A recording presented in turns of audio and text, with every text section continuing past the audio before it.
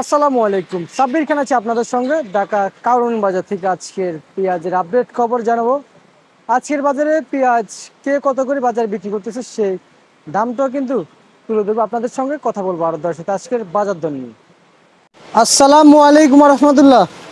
ওয়ালাইকুম আসসালাম ওয়া রাহমাতুল্লাহ। কেমন আছেন কাকা?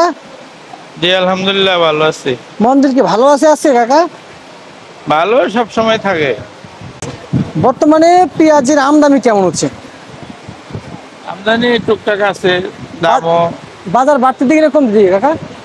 বাজারে 2-3 দিন একভাবে আছে।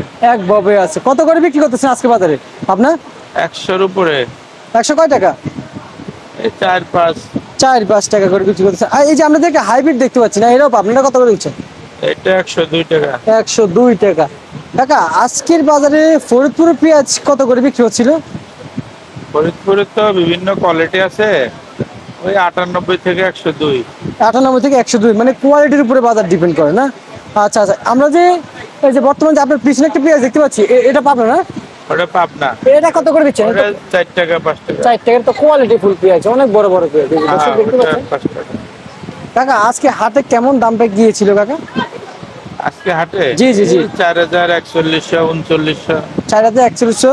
এখন হাটের দাম আর এখানের দাম মনে হয় সেম। সেম। এখন বাজার দর নিয়ে কেমন বুঝতেছেন চাচা? বাজার কি কমার সম্ভাবনা কেমন দেখতেছেন?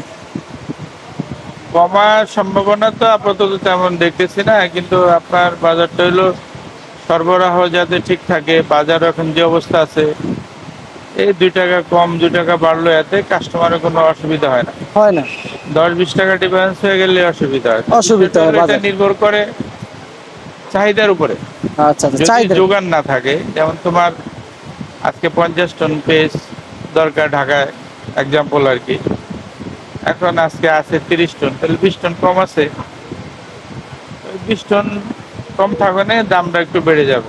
দাম একটু বেড়ে যাবে। এলসি পেঁয়াজ কত করে বিক্রি হচ্ছিল কাকা? এলসিও 95-100 কম না মনে হয়। একটু কম না? নাই, আমাদের কাছে এলসি নাই, আমরা দেশে বেচতেছি। এলসি তেমন আমদানি তো নাই।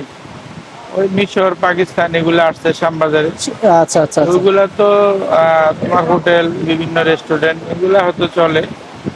বাসা বাড়িতে তো ওই অত বড় বড় পেঁয়াজ আর ওরকম গুলা অত সুন্দরও না, ওগুলা নেয় না। তারপরে ওগুলো আসায় হয়তো একটু দাম কম, হোটেলগুলো চলতেছে বিভিন্ন জায়গায়, যাদের কম দামে দরকার চাহিদা মিটাইতেছে। আচ্ছা ঠিক আছে কাকা, আপনাকে অসংখ্য অসংখ্য ধন্যবাদ। দর্শক ঢাকা কারণ বাজার থেকে আজকের পেঁয়াজের আপডেট জানিয়ে দিলাম।